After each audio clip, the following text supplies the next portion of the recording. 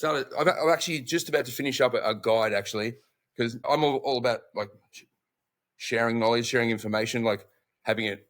I think if there's something you want to know about, you should be able to find those answers. There shouldn't be gatekeepers to any kind of knowledge. So, I'm doing a guide on basically how to create a zine and use it to organically build your network, to make connections. Welcome to the Phillip Wylie Show.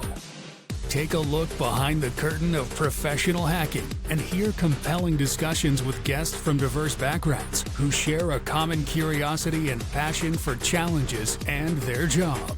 And now, here's your host, offensive security professional, educator, mentor, and author, Phillip Wylie.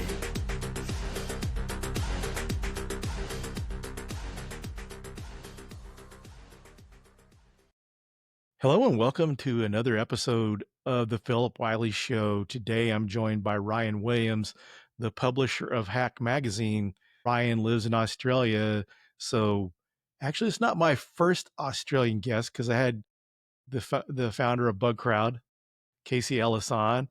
So I guess that makes you Number two. Number two. That's a good thing that I've got someone else from Australia, but that also tells me that I've got to get some more Australians on here as well. Need some more Australians in there, mate. Need some more Australians in there. It's good to be here, man. Definitely. Thank you for inviting me. Good to have you here. And one of the things that just kind of makes me think too, back to one of my experiences speaking in Canada. I spoke at Atlantic Security Conference back in 2022. And I realized when I was there, I hardly knew anyone. And I realized I got to make more Canadian friends. So I guess the same holds true for Australians, although I know several Australian folks. Heidi, her handle is Summer Heidi on X. I know her. She's usually in town for Hacker Summer Camp during DEF CON and Black Hat. So usually get to see her and some other folks. Yeah, hoping to make it to DEF CON this year. We'll see what happens with work commitments. But yeah, Australia, you got to get into the Commonwealth, mate. We've got some good ones here. Australia, Canada, New Zealand either. New Zealand's got some excellent people you should talk to. I got to get out there too because I want to speak there. I haven't spoke there yet. I haven't even submitted a talk yet, but I think it's Ricky Burks that's the recruiter there. Yeah, Ricky Burks, the legend. Yeah, spoke to him. I guess this is the 2022 DEF CON because he had those really cool shirts that he had made up with the tweet from Casey Ellis about what the risk is and all this. Punch in the face shirt? Yeah. How good was that? Yeah, that was one of my favorite T-shirt acquisition of the year at that DEF CON. Yeah, well, thanks for having me on, mate. I've been following you for a while, actually. Like, just first time caller, long time listener. But your some of your tutorials and your podcasts and stuff have been kind of pivotal in my early pivot into cyber. So yeah, it's good to be here. They say don't meet your heroes, but I think that's wrong. Yeah, because you've been on my radar. I've known of you and known of your magazine, and some of my friends from Cyber Distortion recently had you on their podcast, and I thought, I need to get him on. Those boys are legends. They're so funny, man. They're the best, eh? Yeah, those guys are a lot of fun to hang out with. So if you'll have to get to DEF CON this year just to get to at least hang out with those guys. They know how to have a good time.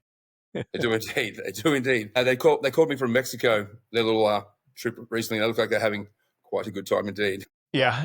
Those guys know how to have a good time. Usually we got like a text message stream going between them and Chris Glandon, and they'll post up pictures of whatever they're drinking, wherever they're at, and that kind of thing on Friday nights. Yeah. Chris is a legend. He's actually number 2, official hack legend, number 2, Chris Glandon from the Barcode podcast. Yeah. Yeah, so Chris and I have known each other since about 2020. I was a guest on his podcast, and then he's been a guest on mine as well. So yeah, Chris is a good guy. I'll be seeing him as well as the Cyber Circus Network guys next month in Atlantic City for Boardwalk Bites. So what's Cyber Circus all about? I know it's the Cyber Circus Network. Yeah, that's yourself, the Cyber Distortion boys, and Chris. Is it just you four, or is there? And then recently, Lynn No and Justin Hutchins joined. Yeah. So they kind of expanded that last year during the Lone Star Cyber Circus, which was the 1-year anniversary of the first collaboration. Yeah, nice. We do like a little thing here. So Is it a So yeah, conference or is it like a panel? Or I think I saw photos from it. What's that all about? yeah, it's just it was a live podcast event, which is kind of cool because Chris does a lot of that, and he always wanted to do something in Texas because he's got family here and lived in Texas for a while, so he wanted to do something here.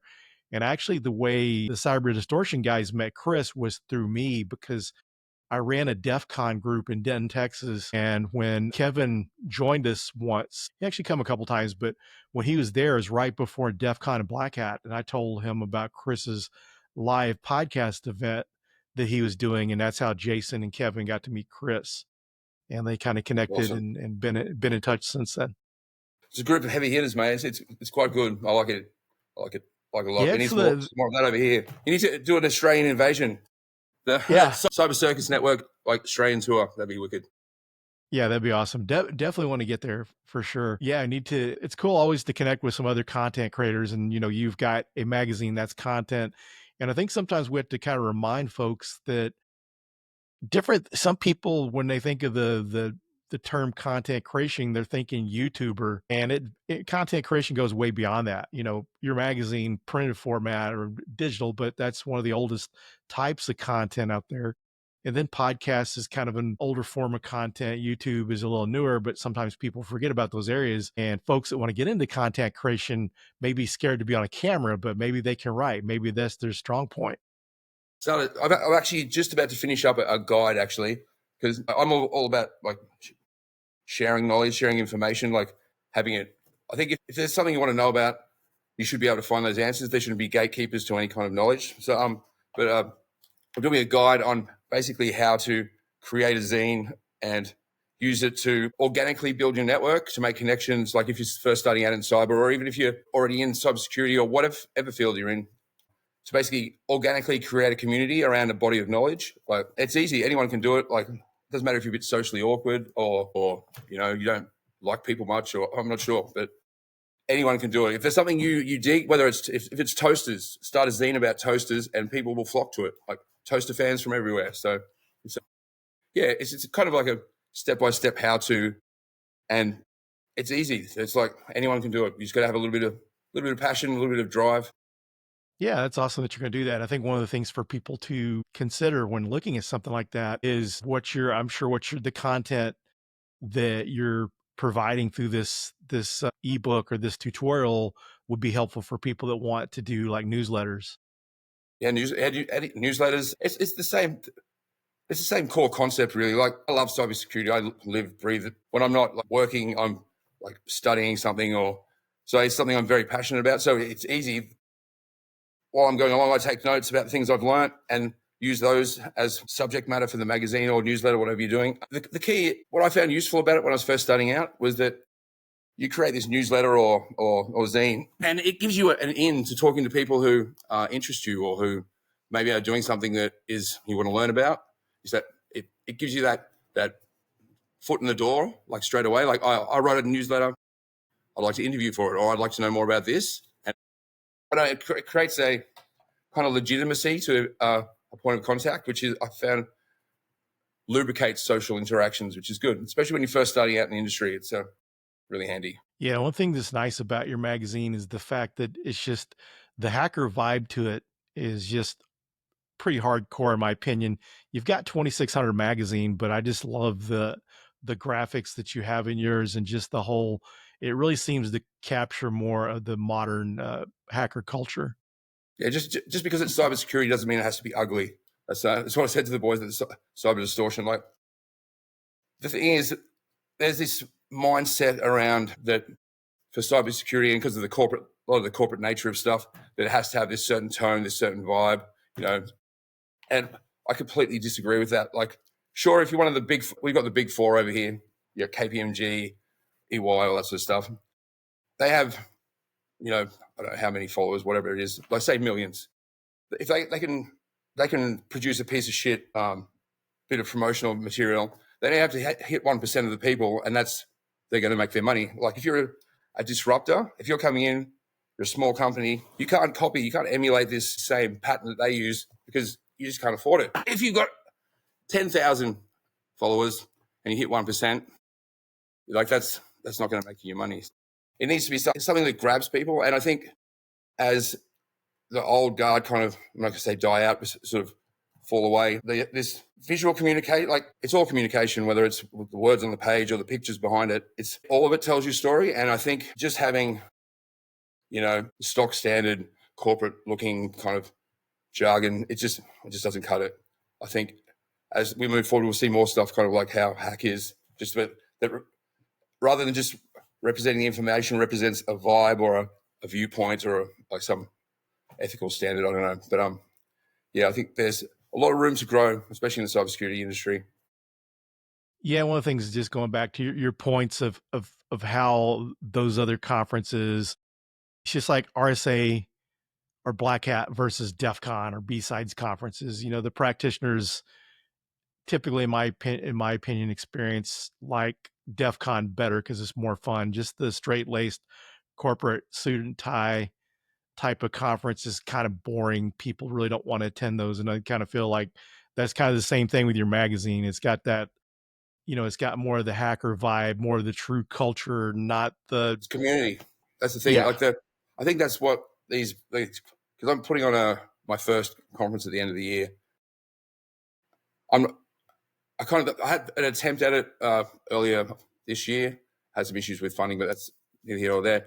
But I think they've kind of lost what the conference is about. Yeah, it's to share information and stuff like that. But the most important thing about conferences is actually to network and make real life connections. And I think a conference is too big and too polished. It reduces that natural tendency for people to come together. It has to be forced. So a smaller conference, tighter rooms, lower, like a couple of hundred people rather than thousands. Actually, you'll make more meaningful connections. Those connections are the things that you take away from the conference. The talks you can look up online. You go to conferences to network, and so that's what the plan is for the hack conference, is just to focus more on the people's experience there and their opportunities to actually make meaningful connection, and take that away and turn it into business opportunities, I guess. Very cool. Yeah, when do you plan to host your conference? 6th of November. 6th of November. I have to look Here at in my the calendar hills. because I haven't been to Australia yet, so I definitely like to get there. And if you are in the country, you're on, brother. Yeah, I need to make a trip to Australia. Yeah, that would be great. You're always welcome, awesome. mate. Yeah. So what got you interested in doing a magazine? Doing the magazine. Okay, so I've always been into hacking. My old man introduced me to computers when I was about 5 or 6. A Commodore 64 in his little office. I kind of was always enchanted with it. I was doing music at the same time. Did music my whole life. But when I was about 10 or 11, I can't remember, somewhere around there, I discovered bulletin boards. And it was actually the first time I ever got in trouble for something on a computer. We had a second line at home, and I'm not even sure where I found out about it. I think it might have been watching my dad, but we had a dialer program. So I was war dialing on the second line, looking for BBSs, not realizing that second line isn't actually free. It's free for us, but it's internally billed. So I had my old man come home and rip the shit out of me about why there was thousands of phone calls on his work line. But the good part about that was I discovered a bulletin board on the Gold Coast, and it was like, as you would imagine it, like a creepy sysop, like, who's this? But I had to answer some questions about death metal to get on the site, and which I luckily knew, which is pretty handy. But that was like my first access to like a repository of like text files, and it was just like, it was like Wonderland, man. Like the first thing I ever remember doing, it wasn't actually even so much a computer hack. It was a telephone hack. It was the public phones, telecom public phones had this vulnerability, I guess you would call it. You put your money in the top, and then you would slide a plastic straw through the top of the money return chute, and it would drop your coin back through, keep the credit. And it was just like, this is gold. And it was kind of hooked since then. Good times. Oh, sorry, getting back to the magazine, I got just distracted there. So did music my whole life. Started in bands and then went to electronic music and played big festivals, toured all around the place. That was all going great guns until COVID hit. I had a production company that was about to launch, and we were out setting up for the Formula One party at the Melbourne Grand Prix, and we get the phone call to shut it down. And my whole world kind of flipped on its head. my source of income just was gone. Spent a few months doing the whole feeling sorry for myself thing. And then I don't even know what was the trigger, but I just thought I should get into this cybersecurity thing because I've always done computers. I kind of would be ahead of the eight ball, like ahead of the rest anyway. So I went and enrolled in a course. It turned out it was way beneath what I was capable of. But before the end of the course, I got not headhunted, but I got a job contracting for a US company. And yeah, haven't looked back since 2001. I swapped the head shell for reverse shells, and off we go. Very cool. So for anyone who wants, yeah, I'm sorry, go ahead. Magazine. I started the magazine because there was the creative output of doing the music thing had dried up, and I have like a fire burning inside me. I need to output like creative output. If I didn't have that, I start getting a bit all work and no play makes Ryan a dull boy kind of thing. I need to have that output. So the magazine started as initially just a way to do something creative, but also to make connections in this new industry where I knew no one. Because like coming in at 40, I think I was, like it's weird to be in a brand new industry and with no connections, no kind of like lay of the land. So the magazine was exactly what I said before, a way to network, to make long-term organic connections and just to explore this new area that I loved. So yeah, if you wouldn't mind sharing with the audience about your magazine. Oh, yes, Hack. There's actually a magazine before Hack, but we're not going to talk about, should we talk about that?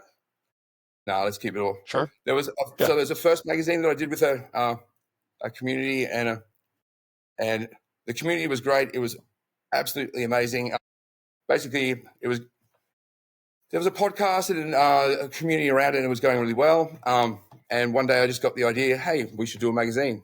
And the guy said, yeah, well, let's do that. So 10 days later, we had a magazine. I just got in and interviewed a couple of people and just put out a magazine, and it was really quite successful. As I do, I got a bit, not carried away, but I got a bit excited. So we ended up doing an Australian version, a US version, and a UK version that we were trying to release every month. I think we did about 6 issues all up, and then some weirdness happened.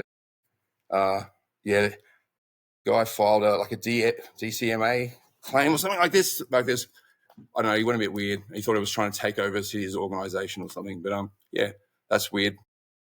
Hacker stuff. I don't know about that. But Hack started when that folded, and basically it's a celebration of digital counterculture. So anything to do with technology, whether that's music, whether that's art, whether that's science, whether that's transhumanism in Leno's case, like we kind of touch on everything. There's no restrictions in the subject matter or who writes it if it's good, and it's a topic that's relevant to the cybersecurity. Not even just cybersecurity. If it's relevant to technology and the direction it's heading, then it's a hack-worthy article. So, but obviously there's a lean towards knowledge that you might not be able to get elsewhere, or things that are a little bit that toe the line. But good fun. So yeah, it's a pretty cool artwork that you have. So you're doing the artwork with AI, or was that something that started out like more traditional type of drawings? And the artwork I do myself. Some of it comes from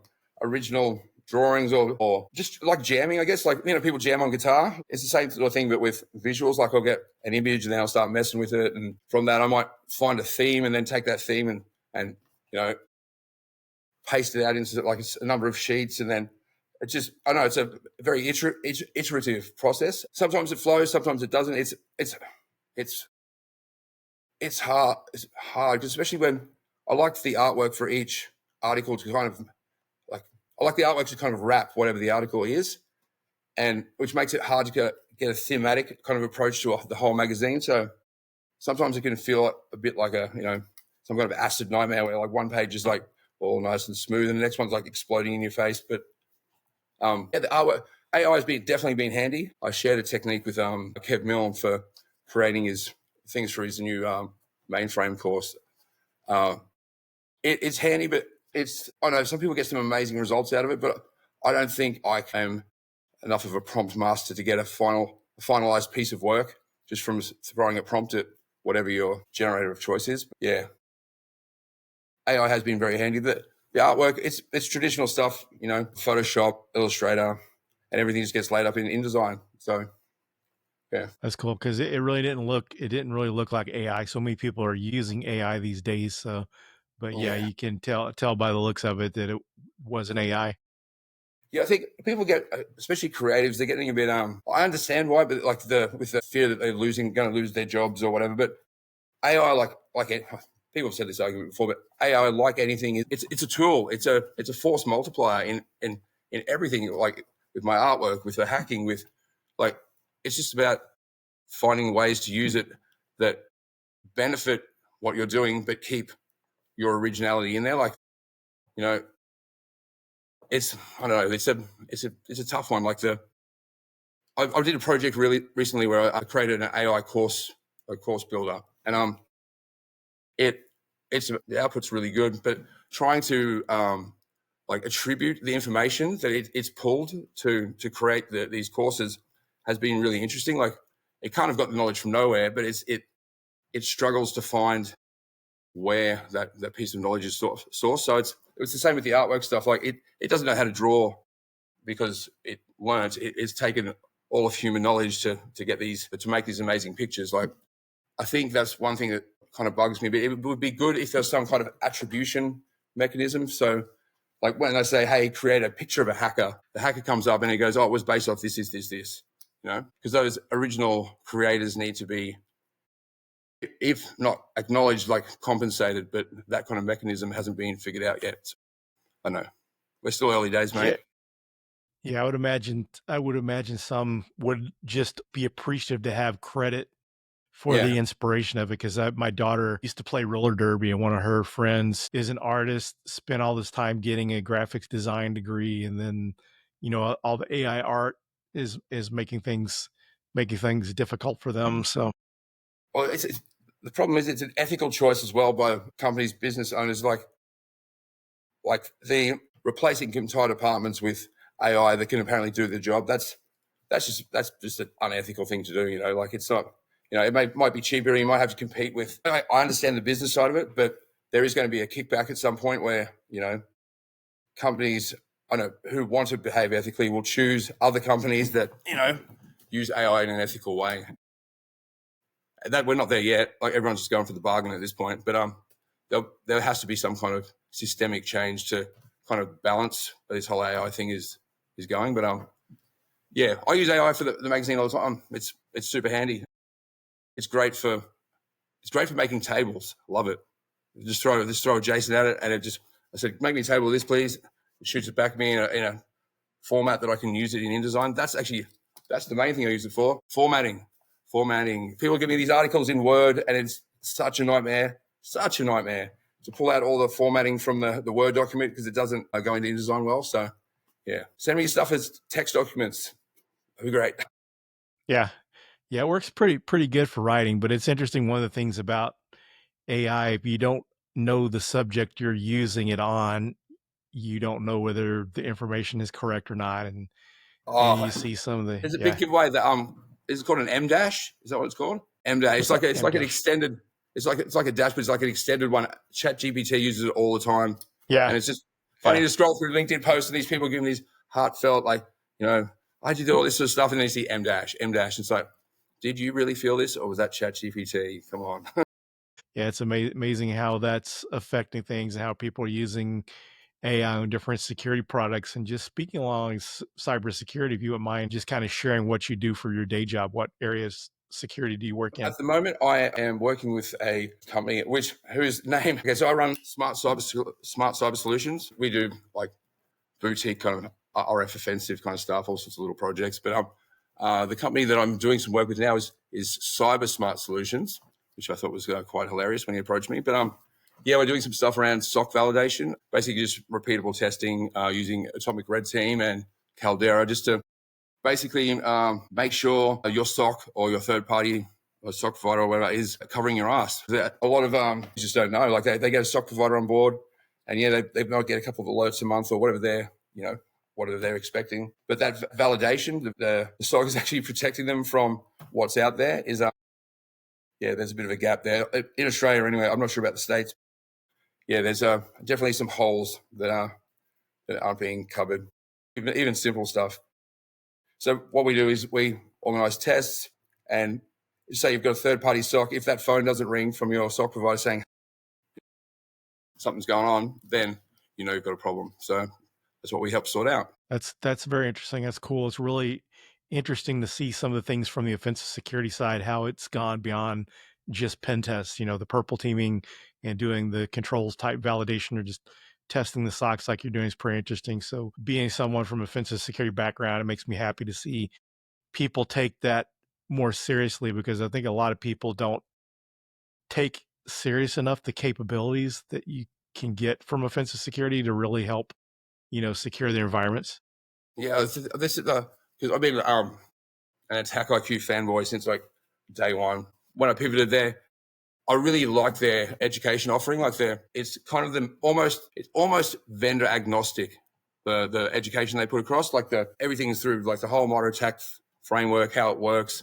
Threat informed defense. Like the topics they cover are just so good. But that's where I kind of that whole threat emulation thing, a breach attack simulation, that's kind of been drilled into me from the get go. So I've always thought like normal pen testing is awesome, especially doubly so if you have good pen testers, like guys who actually know what they're doing, know what the tools are doing, know how to manually test and get the actual results. The problem with that is that even if you get a good company that's doing it, the next time you get a test, it could be completely different guys testing. So that there's that variation in the skill level or the output, like the quality, how fine tooth the comb is that they go through your organization with. So the idea of something that's repeatable and continuous, like something you can chart metrics, get improvements over time. Like classic normal pen testing still has its place. That's definitely a thing, but incorporating the continual testing and like control validation, I think, is something that as threats like evolve quicker through AI and stuff like that, that continual testing is something that's like your tool that protects you today isn't guaranteed to protect you tomorrow with the new threats that come through. Yeah, it's a kind of exciting area to be in because like you always have to be on the on the pulse kind of thing with what's coming out, what's possible. Yeah, I like it. Yeah, so what's your recommendations for someone that wants to get into the offensive security side? Don't run before you can walk. Don't run before you can walk. I am super eager, if nothing else. But I think so let's get into this, Chestnut. Certifications, the whole certification. I have none. I don't have any offensive security things. I'm thinking about doing OCP, but it's a big investment for. Well, it's not really that. But anyway, I'm thinking about doing that. But just know your shit. Like if you and put it, you can read all day about these techniques. You can study online, but it's about creating muscle memory. Like it's like it's doing that one shit thing. Sorry about like 100 times, so you know it backwards till that command like comes out of you. Like you don't even have to think about it. Like it's the thing.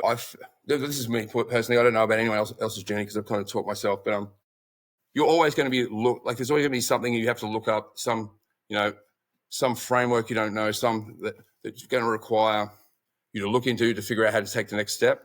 But all that initial stuff, here's the recommendation: learn a programming language, Python, whatever, something easy. Or if you want to be a superhero, go straight into C#, because that's going to be really handy later on.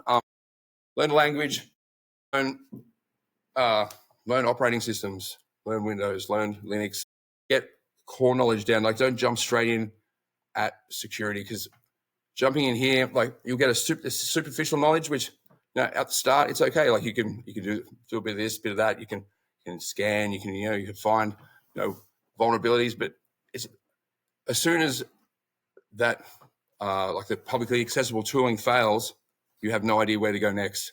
So if you've got that core understanding of how applications work or how an operating system work, those foundational bits of knowing the system before knowing how to secure it is probably the best advice I can give, I guess. Yeah, I think that's good advice. Sometimes people get too anxious to get into the hacking part. And, you Oh, that's know, the fun bit.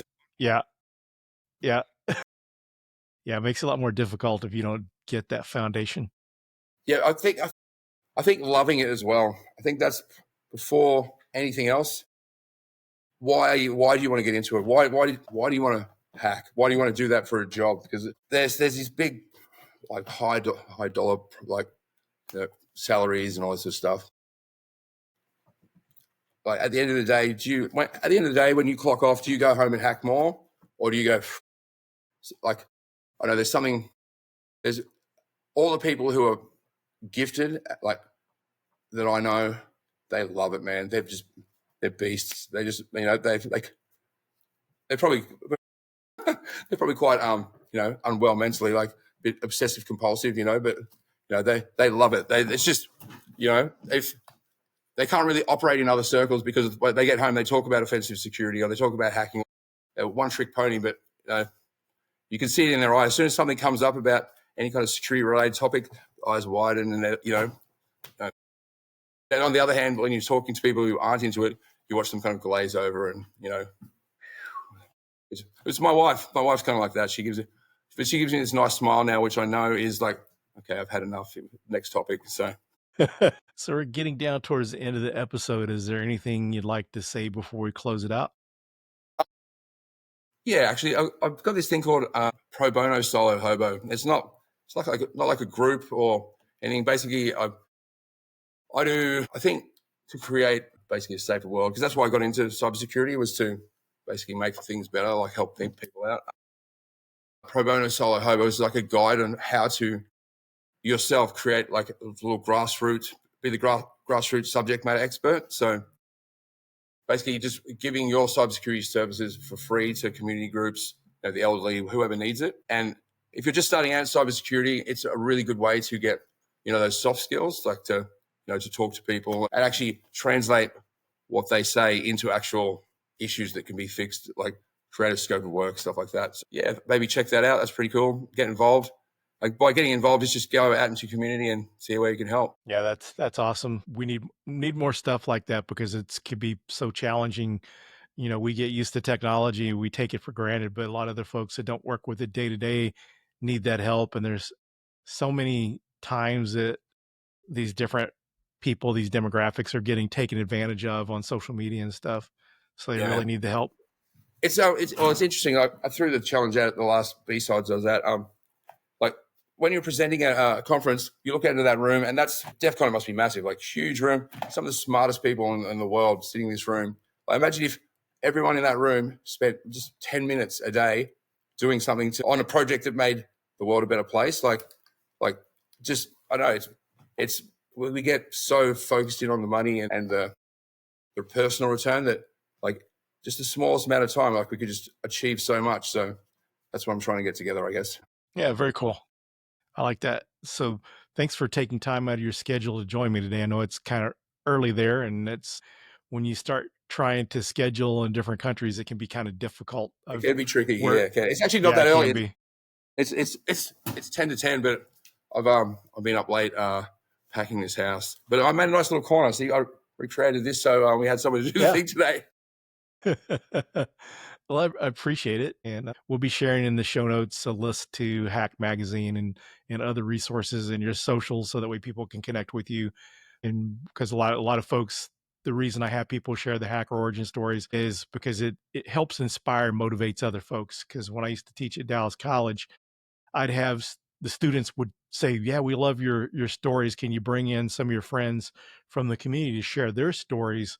And that's been really pretty much the center of my podcast, is sharing those stories so it can inspire someone else. Sometimes it's may not be so much what the person is doing, but where they came from. I've got a friend of mine that we met when we were AutoCAD drafters back in the like mid 90s. And there'll be a few people come along and say, hey, I'm a drafter moving into security. This was really interesting to me. So that's a lot of the reason for having people sharing their backgrounds on the episodes.